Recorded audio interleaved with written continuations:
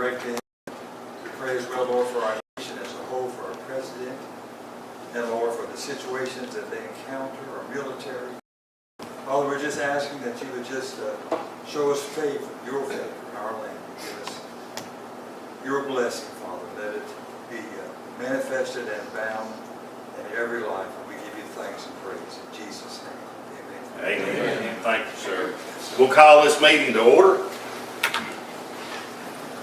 I pledge allegiance to the flag of the United States of America and to the republic for which it stands, one nation, under God, indivisible, with liberty and justice for all.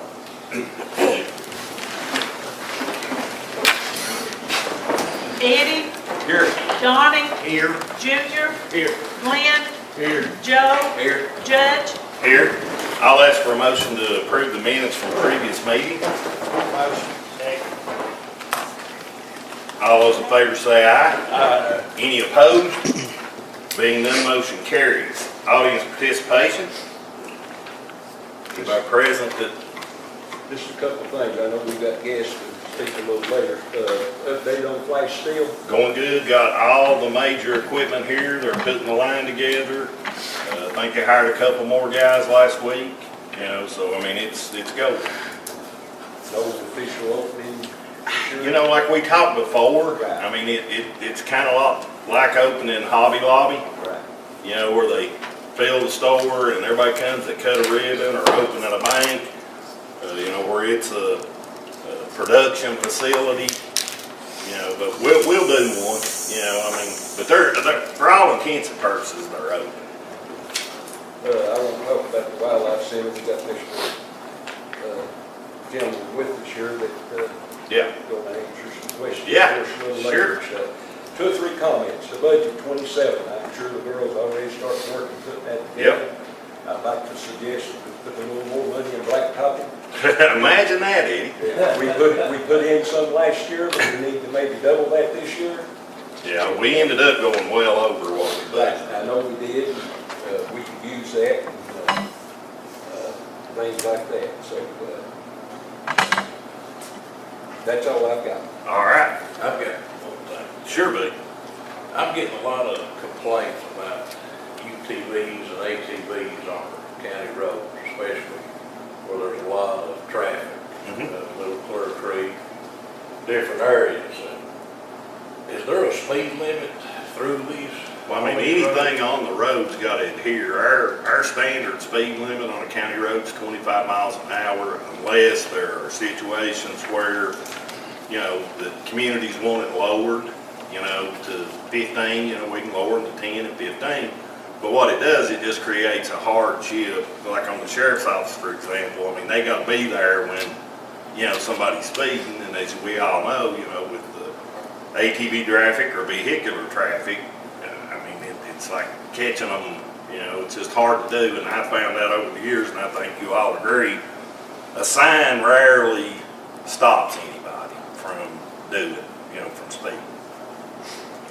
Yeah, just for safety. Yeah, and if you've got a road you want to lower the, you know, you can bring it to us and we'll lower the limit, but, you know, again, how much that will do, I don't want to mislead and say, you know, we change speed limit, change the signs on the road, or put up signs that it may or may not do any good.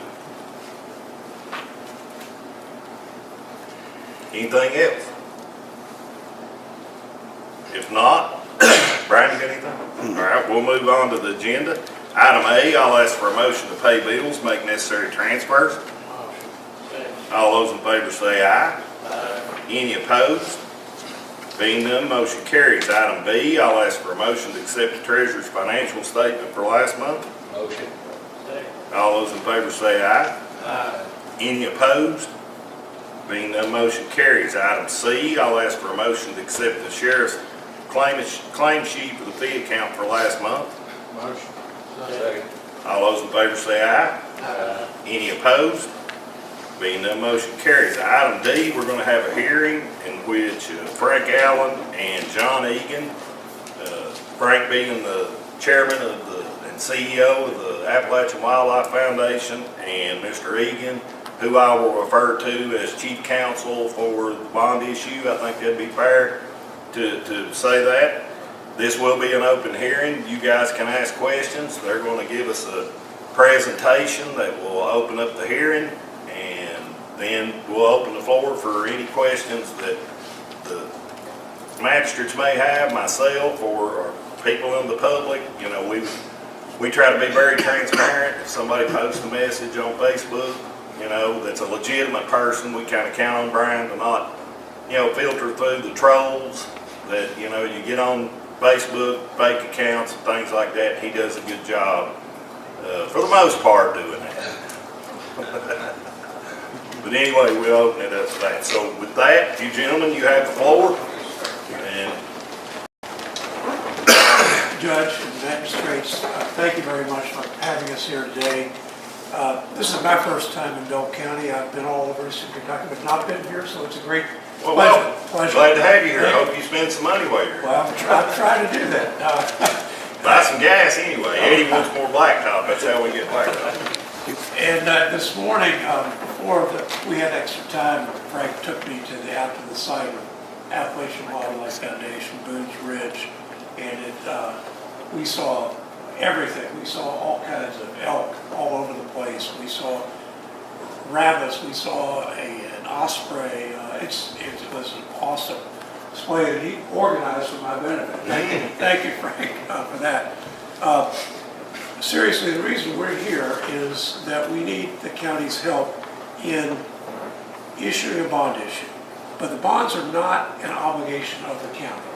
The bonds are going to be purely an obligation of the Appalachian Wildlife Foundation. You might ask, why come to the county? Well, the reason is to borrow money at the absolute lowest interest rate, you've got to have a county or a city involved to actually issue the bonds.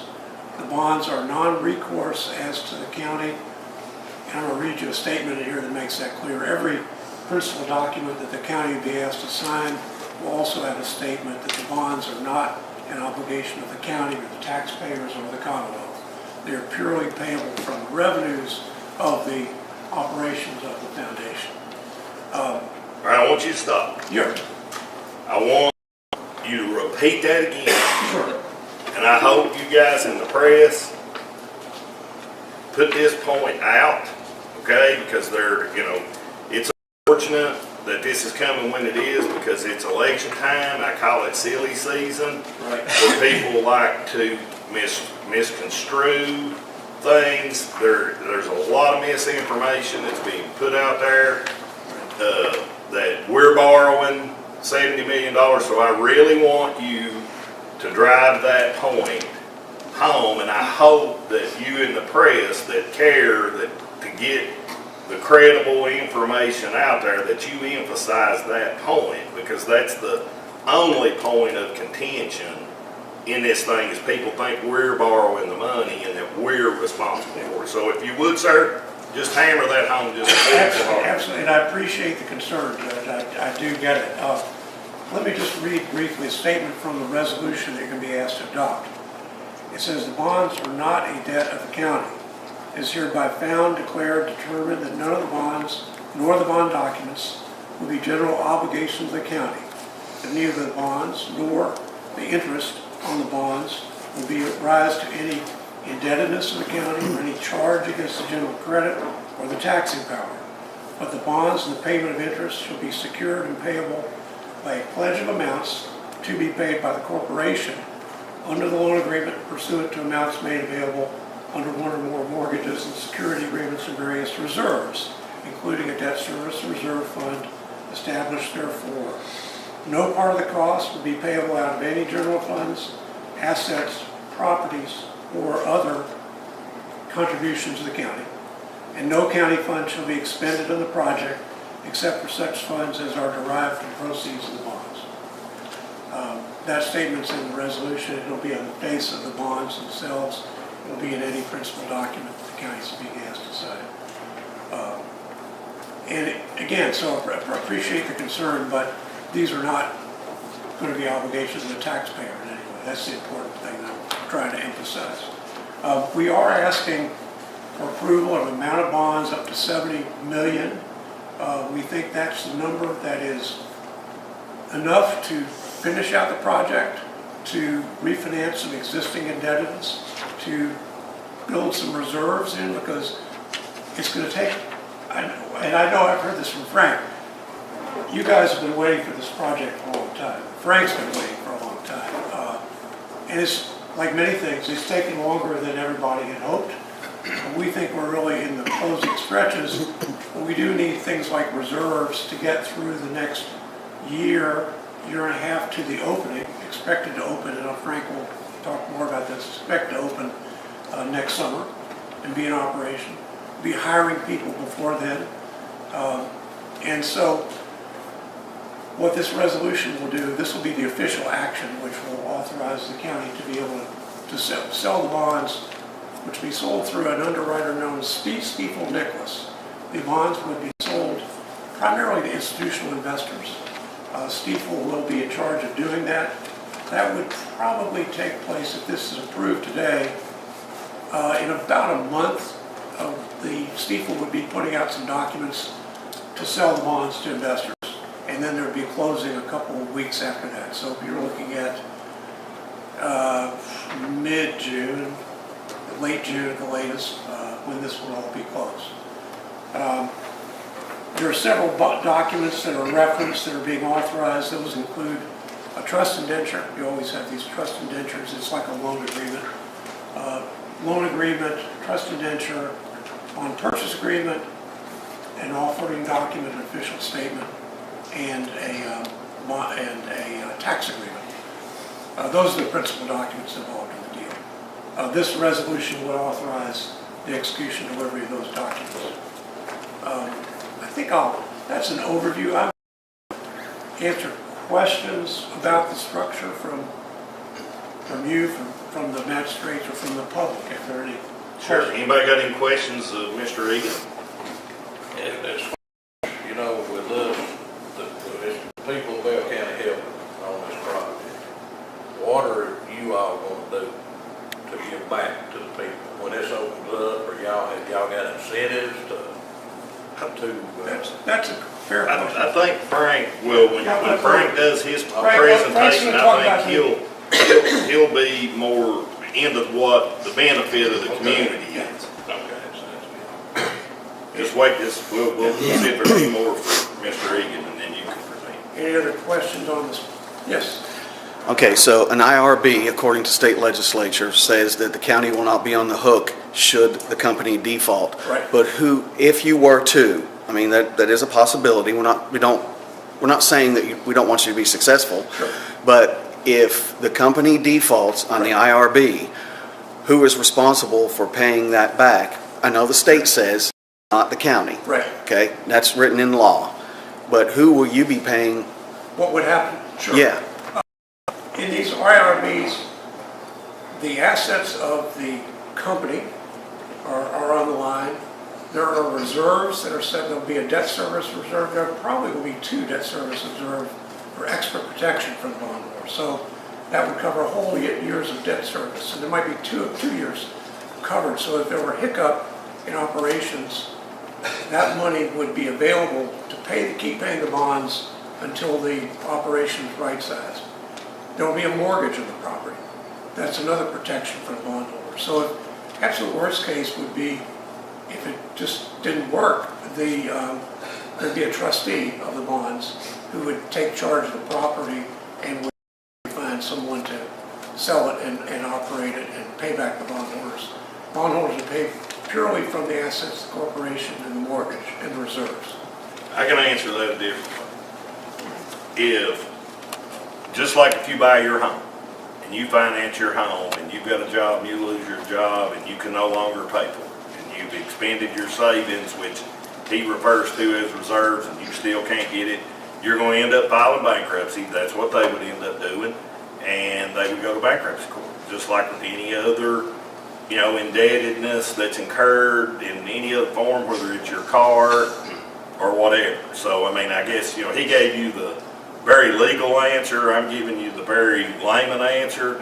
If it flops, then they file bankruptcy and go to bankruptcy court, and somebody ended up buying the assets, and the bond guys get, the bank gets, whoever, whatever they had coming, and, you know, that's that. So, but the moral of the story, as you well prefaced with the question, is we, the taxpayer, everybody watching this, we're not on the hook for it at all.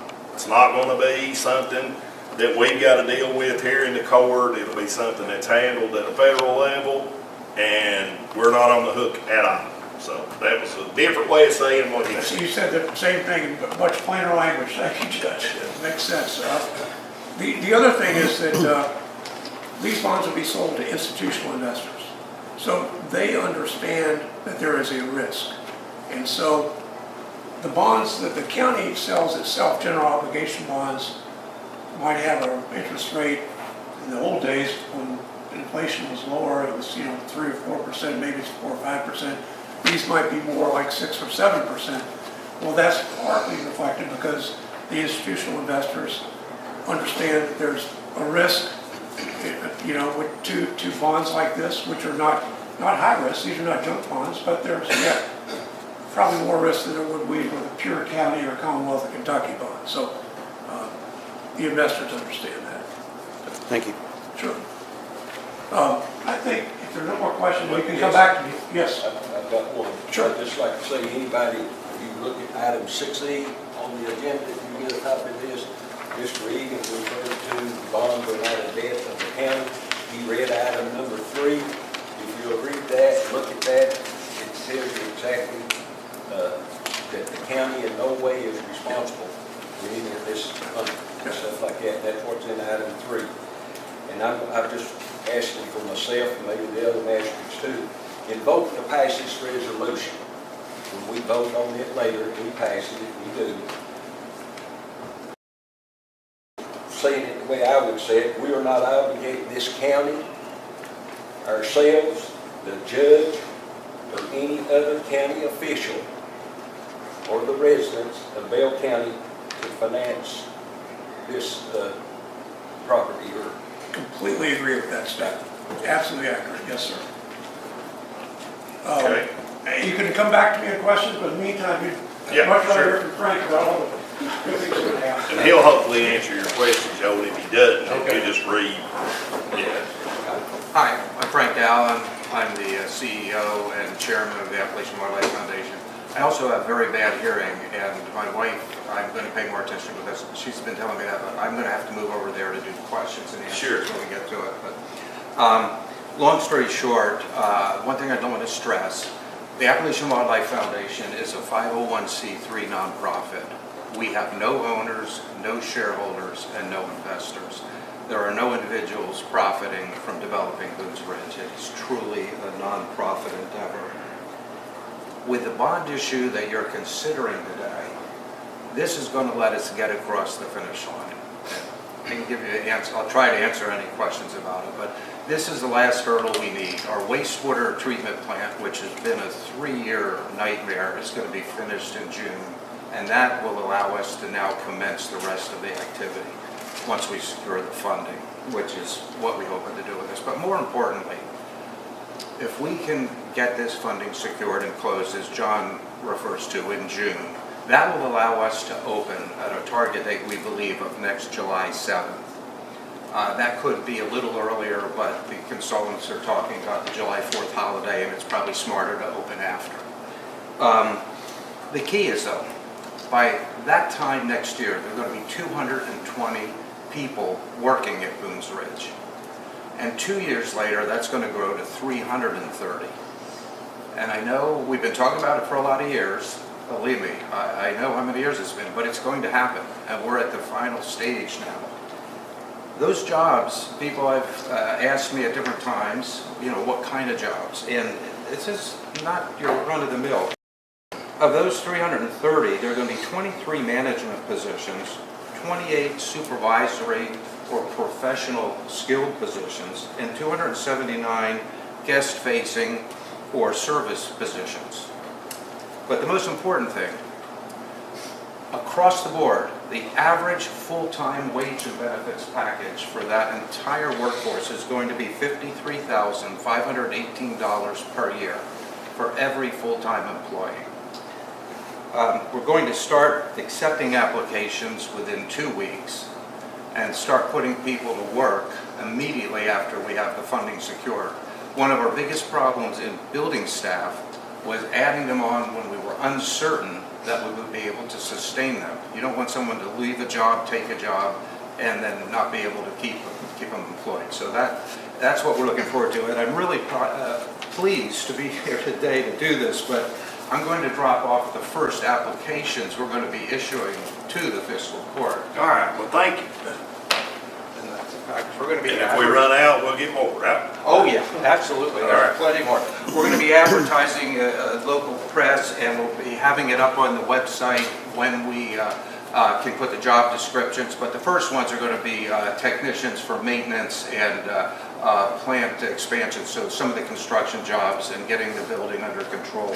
But that's going to be imminent, and I know there's a lot of anticipation, and no one's anticipating that more than I am.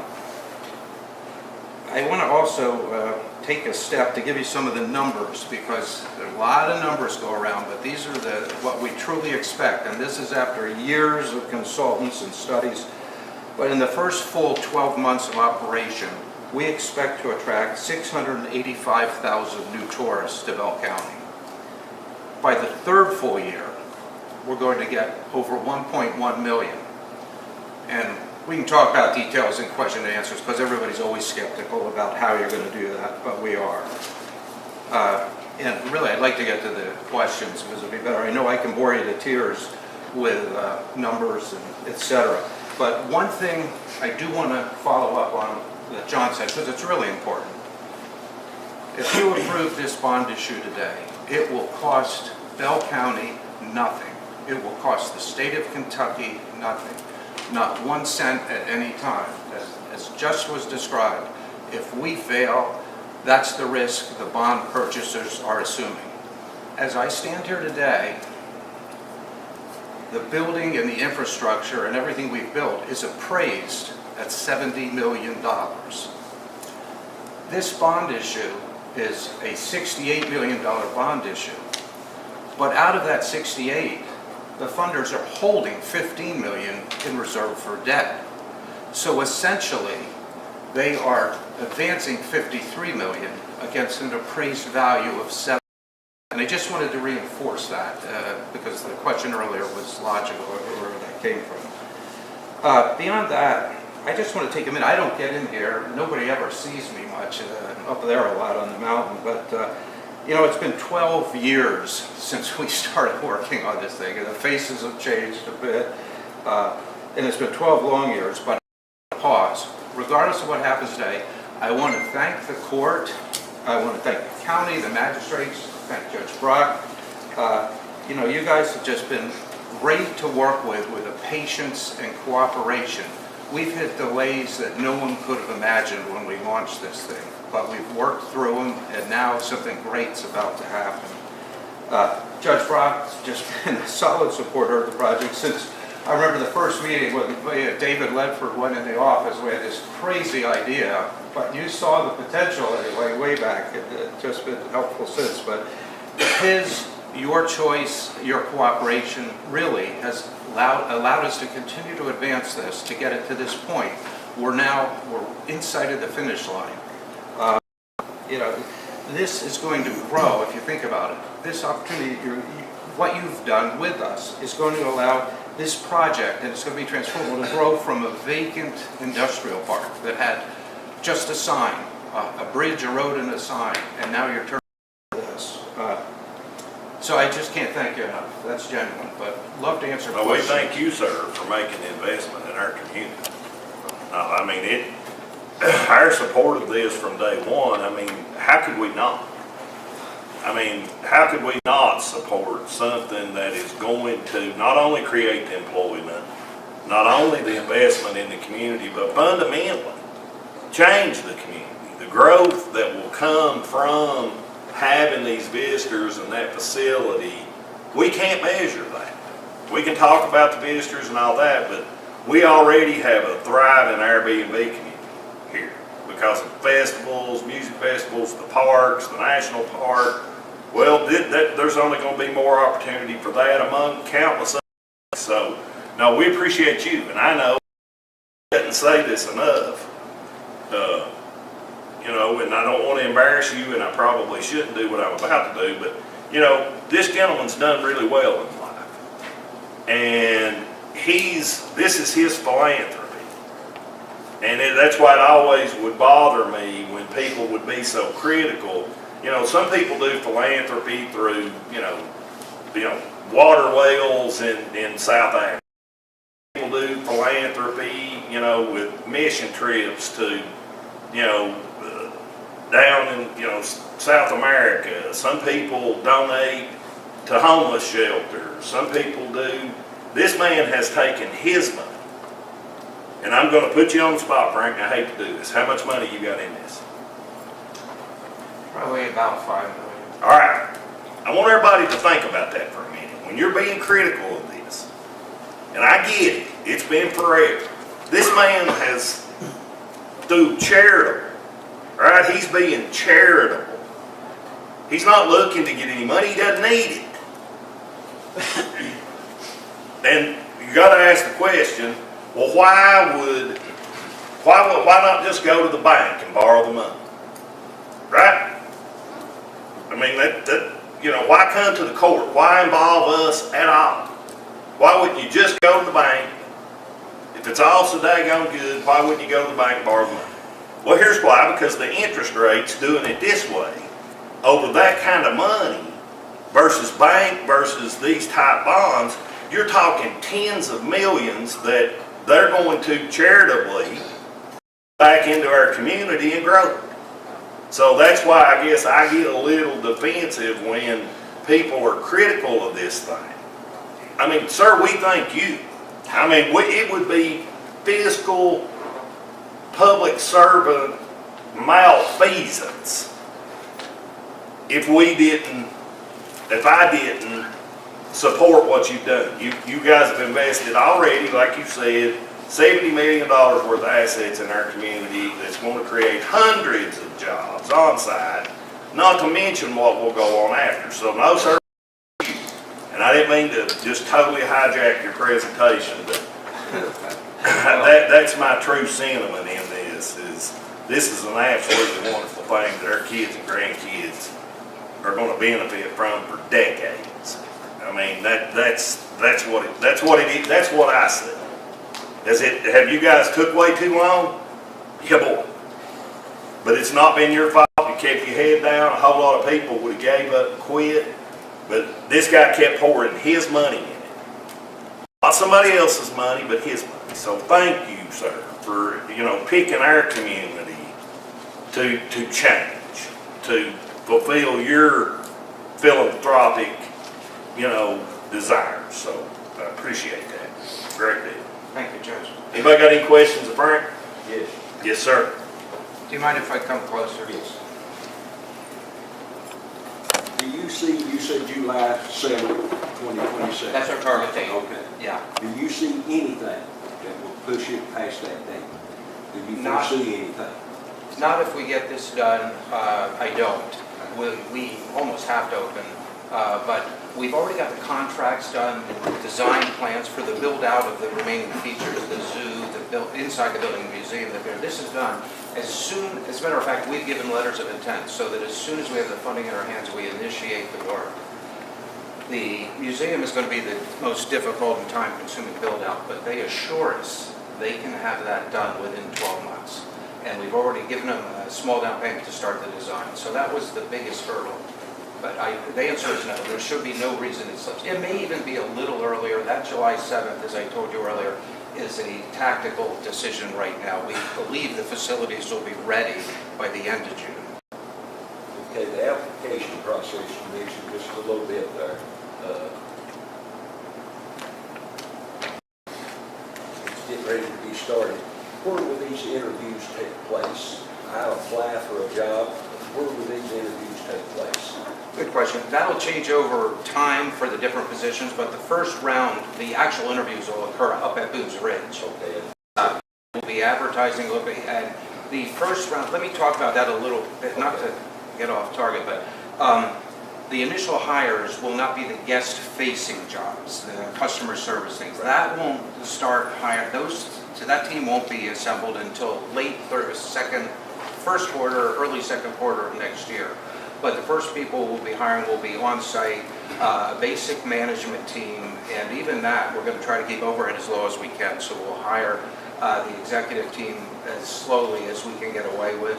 But the first teams are going to be hand-on people. They're going to be helping build it out, helping maintain it, helping work there, and then hopefully evolve into the early management and supervisory positions. As I alluded to earlier, there's, I think, 29, forgive me, but I have to check my notes anymore, but there are 28 supervisory positions and 23 management positions above that. 28, 23. Yes. You talked about approximate salary of $53,000. Average salary. Okay, that will be these supervisors and managers. Will other people fit into that category? Well, that's across the entire workforce, Okay. the average. And what's important to consider there is 270 people in the workforce will not be the executive level higher salaries, but we've gone in with what we think are really fair wages, not taking advantage of local market or anything. And we've had that philosophy from day one. So when you take the entire workforce, the benefits, and it's a full, very liberal benefits package we're including, that's where we come up with a 53. The full-time staff, full-time workers, these 53, how many others? Oh, how many would be part-time? When we get to 330, I'll double check this, but I believe it's approximately 70 will be part-timers when we get to 330, when we max out there. And I will stress, those employment numbers don't include the hotel, which will be built on site probably in 2028. We haven't included any staffing numbers for that, or the gondola staff, which will be opening in 28. There's probably, I don't want to confuse it, and this will corrupt the other numbers, but there are additional jobs that will be brought on. But included in these numbers are just the core that we'll have to rent. Okay, this kind of goes along with what you just stated. The facility itself is finished. The building is finished. Oh, the building, Yes. the building itself is finished. Right, okay. The playground, that is finished. 90%. There's still some landscaping and security fencing that has to go in. Anything else that goes along with the facility is already finished. With the, not finished, we have paved our people mover tram route. There's a 3.5-mile people mover tram that'll move the guests around the property from feature to feature. The paving is done. There'll still be some enhancements, landscaping along that. We also have completed the paving of, there's a 2-mile accessible trail. We've built that. Interesting fact, again, I'm dangerous, but 36%, oh, sure. Yeah. This is the building, and that's just a picture from inside the building. Is the taxidermy already there, or y'all still working on it? There's a ton of taxidermy stored, and be glad to, you ever want to go up and take a look at it. We have a room in the basement that has a bunch of the taxidermy. I'd say about 80% is on site. A lot of the bird work is not. That we're having to redo some of the birds that we had just because they've deteriorated, over storage. But back to the building. The only things that the building is secure, and the accessible nature trail. That's going to be a huge feature. It sounds like just a lot of hype, but 36% of the American public deals with a mobility impairment. And what we've done is we've engineered a little over 2-mile trail that anybody can get out on, whether they're in a wheelchair, an ECV, electrically controlled scooter or vehicle, or parents pushing a stroller, so they can get out. And this goes past water features and wildlife, and literally where John and I were looking at elk today, it traverses right through those areas. So, but that is done. The wastewater treatment project, which is hugely expensive, that's going to end up having cost $7 million, but that will be done, they're telling me, by June 15th at the latest of this year. The cafeteria, or let's go back, you mentioned the motel, the hotel. The hotel. Talk about that just a little bit to us. Well, we've had studies done. We're in the process right now of developing an RFP for the hotel. We want to concession it out. We don't know how to operate a hotel, so we want to bring on an operating partner. We're planning on a 120-room facility, might be a little larger. There again, I can't commit to those numbers because the RFP is still in progress. But 120 rooms, a meeting room, a restaurant, and we're going to set it up we're trying to get them to engineer a meeting capacity of up to 200 people so that we could, accommodate moderate size meeting groups and conventions. You said you thought that would happen by 2028? And I can't guarantee, I can guarantee everything else I did, that's still pending. That's why I didn't include it in the base numbers. We don't know how quickly the RFP will be able to be, responded to and get it built, but we're anticipating 28. The facility itself, the cafeteria, 200 seats, is that correct? And 100 out on the... Exactly, yeah. We have a 200 seating indoors, 100 outside. Part of the challenge there on the, if I'm going on too long. No, sir. No, sir. We want you. Part of the challenge there is 76% 76% of our visitation is going to occur during a 6-month period, May through October. The rest of the year, 24%. So if we had built a restaurant big enough to handle peak capacity, it would be a ghost town the rest of the year. It just wouldn't make financial sense. But by adding the 100 seats outside under roof, we now can accommodate 300 guests at once. It almost accommodates the full peak demand that we expect during the summer weekends, actually, the highest days there. The format we're going to use is going to be a modified buffet. And we looked at serving a full-service restaurant. We couldn't turn the tables fast enough for the tourism traffic that's going to go through.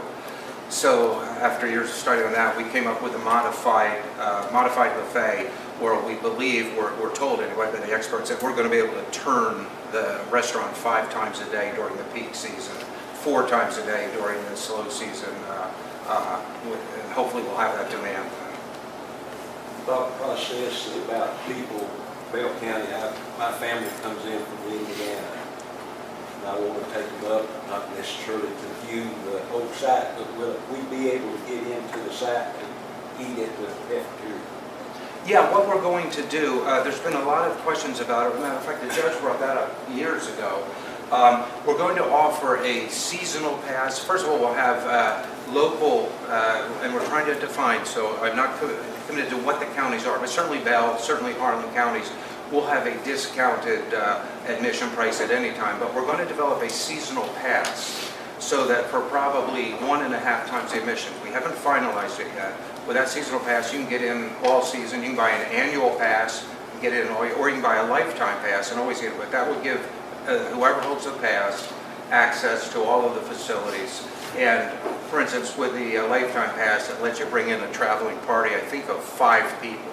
So if you want to take the family up for dinner and you have that pass, you can get in as many times a year as you want. And it's not just limited. The interesting thing with this, and again, I'll bore you to tears, but we have a one-price access to all features. When you pay the admission fee up there, you get to use the theater, the people mover trams, the aerial gondola when that's in. Everything is included in the price. The only thing you pay extra for is your food and beverage, or if you buy something in the gift shop.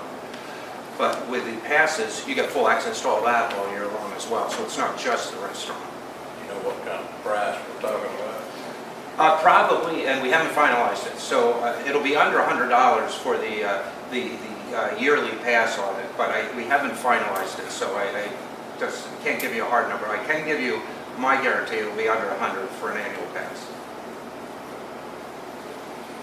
Again, as the judge said myself, I'd just like to thank you for the commitment you made through this project, your finances that you put into it. And I think when it does happen, and I think it will happen, I think it will give Bell County. Well, thank you. I don't talk about it a lot because people have always been so skeptical, but what all of the tourism professionals tell me is coming. Drive tourists in America, were 130 before COVID hit. Now we're up to 160 million drive tourists.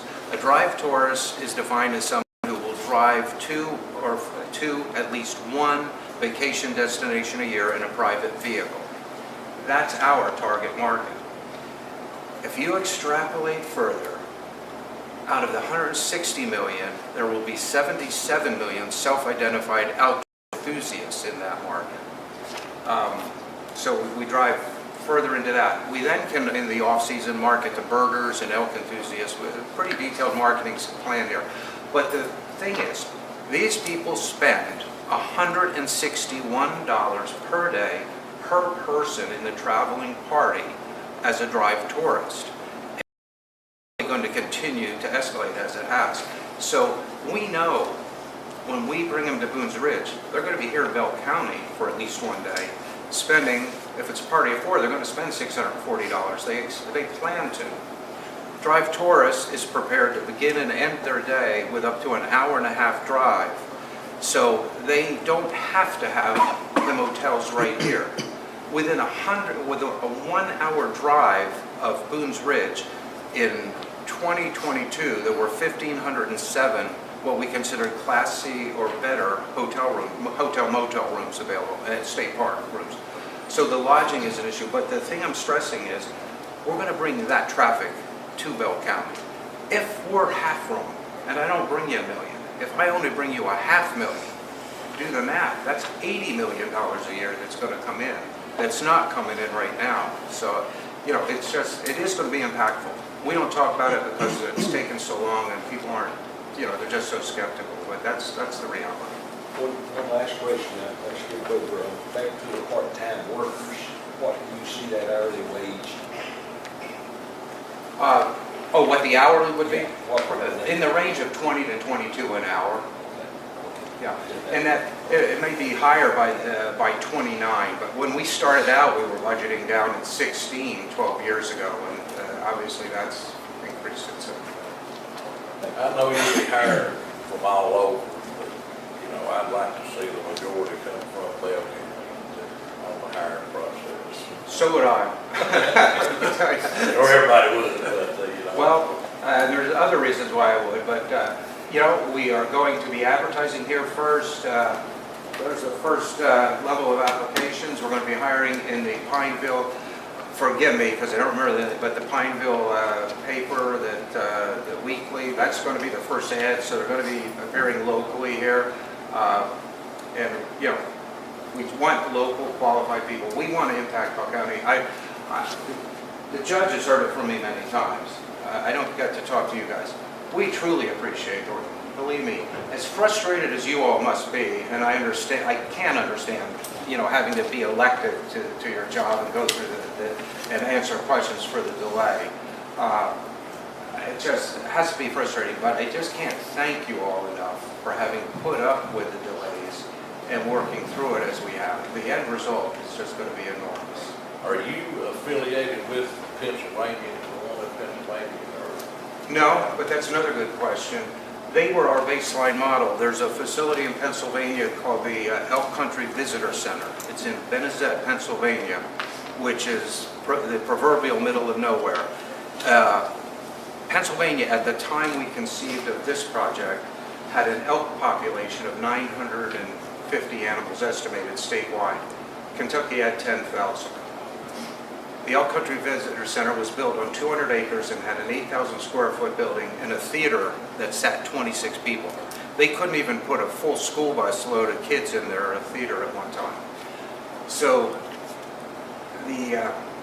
I lost my train of thought there, I apologize for that, but the point is we're not affiliated, but that was our baseline model.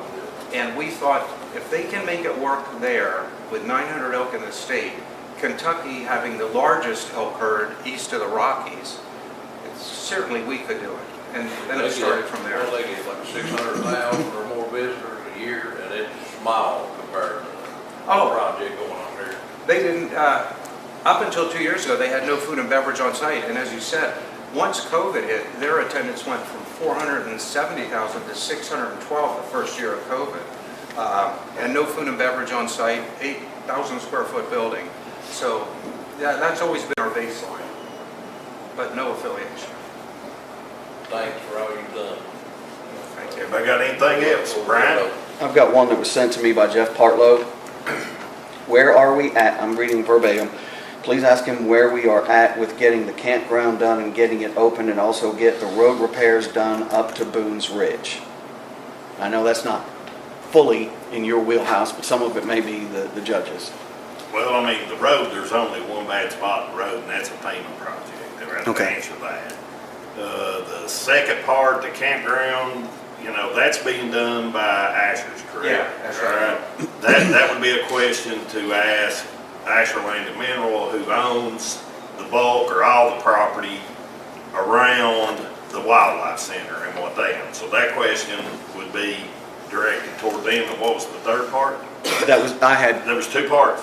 yeah, it was, where are we at with the campground and the road repairs. That's the two parts. But I had a couple questions as well. The wastewater treatment plant, is that been finished? Yeah, we, as of last week, and of course, this goes on and on, but everything leads me to believe that it will in fact be done by either June 1st, June 15th, worst case. There's been one piece of equipment, one tank, that has been a huge problem, delay, that it's being, manufacturing will be complete by April 29th, et cetera, and then they're going to ship it. So I'm pretty confident that will be delivered to us. As a matter of fact, they're in to do the tutorials for us on the operation of most of the system this coming week. So I'm comfortable we'll have that done in June. You know, you use the word people being skeptical. You use that phrase, skeptical, Oh, yeah. multiple times in your presentation. So if you're standing in a room of Bell County citizens, but there's a lot of Bell County citizens watching right now, minus COVID, because that affected everyone. Can you give us just a few reasons why this thing has been delayed so long? Sure. But minusing COVID, sounds like you're only taking away 2 years of delay. Take away COVID, which, put it in perspective. COVID was the first bomb that fell on us. Sure. It delayed starting the building. We started excavating for the building in February of 20, I believe. I may be off by a month. Then COVID hit, and the excavation works just was stopped, and we couldn't continue with building. The building on the construction activity on the main building then finally commenced in 21, I believe June. And that was the early stages, but that's when we commenced. Shortly after we commenced the construction on the building, we learned that the previously approved wastewater treatment system, which was going to cost $1.8 million, and would allow us to have a small plant and then a drainage field. I believe it was a 3-acre field that the effluent would be drained in, much like a giant septic system in someone's yard. That, they came back and said, long story shortened, the soil on the abandoned mine land, or the reclaimed mine land, not abandoned, but the reclaimed mine, didn't contain enough organic matter to properly break down the effluent from the wastewater. So we had to go back to the drawing board. Well, now we were sitting in a position where we had the building construction past a point of stopping. It just couldn't make sense to stop it. From that point forward, it took us 2.5 years to be able to get a new plant designed, approved, then go find funding for it, then go to bid, and now get it built. So plausibly, and believe me, the whole time this is happening, we're having to pay interest on our loans and carry debt that we never anticipated carrying without being open to the public and generating cash flow. So I think those were the two most consequential. I could bore you to tears with how many supply chain delays we had, which, you know, now looking back, they almost shrink to insignificance. The inflationary costs, materials that were quoted, and then, you know, through that 20 through 23 period, the prices were going through the roof. Literally, componentry that was bid at $37,000 was coming now in at $68,000, and just dealing with securing more funding for things. So it's been a myriad of problems like that. But mainly, if you ask me the biggest problem, it wouldn't even be COVID, it was that wastewater delay. Because what has happened there with the wastewater, again, I'm going on a great length, so once you pull this string, but the wastewater delay was the most consequential, because it just forced us to have to delay other activities. We can't get an occupancy certificate for the building until the wastewater treatment plant is optional. We had to put in a septic system that gives us a temporary system and allows us a limited occupancy of the building. We didn't want to start building features like the tram road and the accessible trail I talked to earlier, because once you build them, you have to maintain them, and we didn't want to have to be maintaining until we had a certain vision as to when cash flow would start. So the delays, it's much more complicated than, well, what's the 1 or 2 things that happens? It's a cascading effect. The good news is we were able to craft a solution so that if we can get this approved today, we consolidate our debt, we have the capital budget in place to finally get it done, get it across the finish line, hire, train, and equip those people and put them to work. Thank you. Is that it, Brian? Yes, sir. Anybody else? Got anything else? Most of my questions have been asked already, as usual, but going back to the applications, just to clarify, is that 2 weeks from today applications are going to be? Yeah, we'll start accepting them. We'll be advertising if they, I'm not placing it, but I'm thinking the ad goes in next week. So that's when we'll start accepting applications. I just wanted to clarify on That'd be that. putting paper stuff on paper. And then at that time, and this will be in the ads, but people who want to obtain an application go on the Queensbridge website. They can email us there to request an application. And Also, I wanted to thank you and your crew, and I'm very excited to be a part of this, a small part of this for the people of Bell County and our future.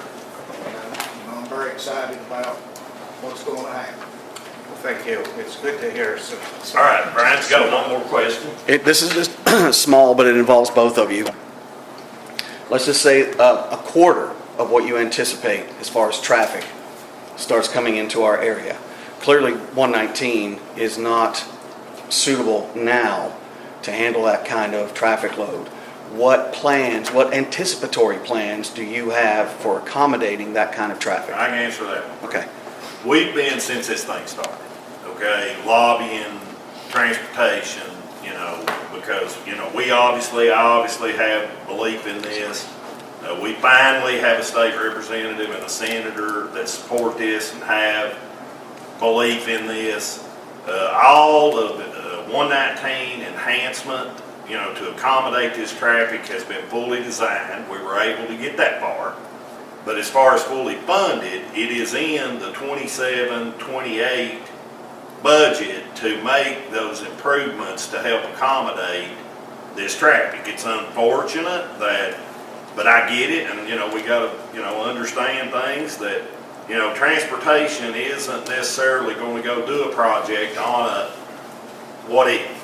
All right, yeah, when they open the door up, then they're going to say, okay, we've got this traffic, we're aware of this problem, this has all been designed, and we need to fund it and get on fixing it. So that's the answer to that. But we've been way ahead of that curve. And we've got everything, the state has everything designed to enhance traffic flow on 119. In some instances, it's 4-lane. In some, it's adding to the 3-lane stuff. So that is being and has been addressed. And again, we finally have, some strong representation that, we can advance that ball down the field. Thank you. Is that it? I got one other thing. With tourism and everything coming, maybe let's get ready to have there. A lot of places, you take Gatlinburg and all these places, property taxes go through the roof. How can we protect the citizens to keep that? That's the easiest question I've ever been asked. We don't raise them. It's that simple. All right? It's that simple. But to expand on what the phenomena of that, when you have that kind of growth, property values increase. Okay? So when something's sold, it's sold at a higher rate.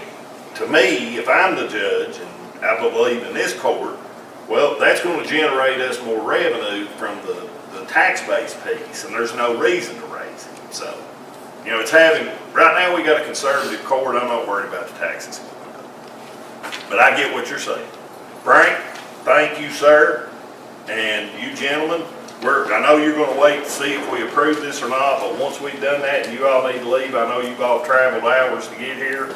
We'll not take any offense to you leaving, so I'm going to conclude the hearing.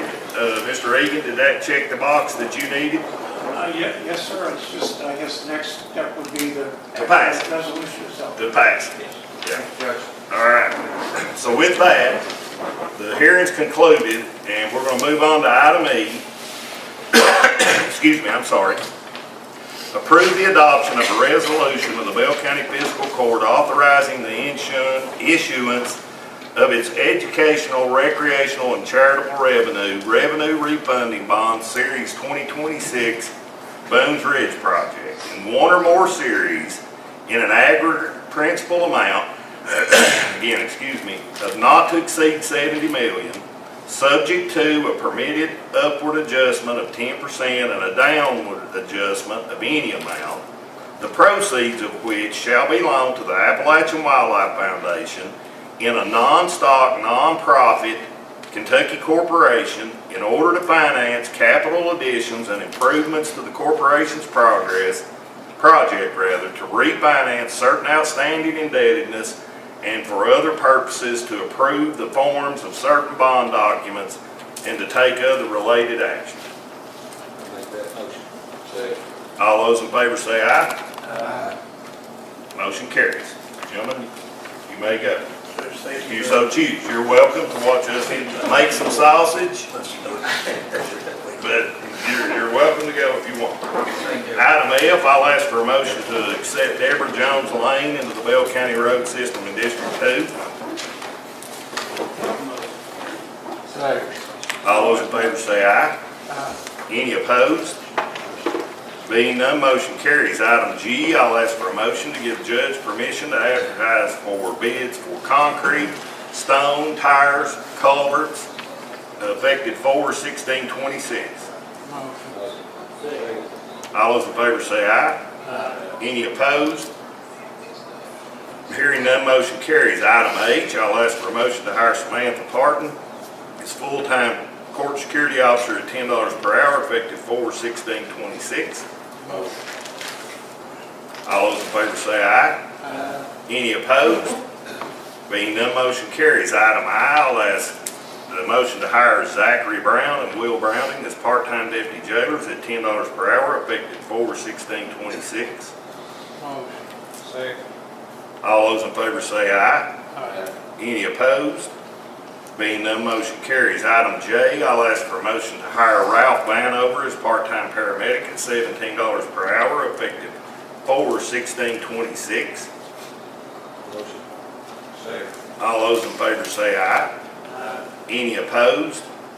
Being none, motion carries. Item K, I'll ask for a motion to hire Timothy Wilson as part-time advanced EMT at $13.50 per hour, effective 4/16/26. All those in favor say aye. Any opposed?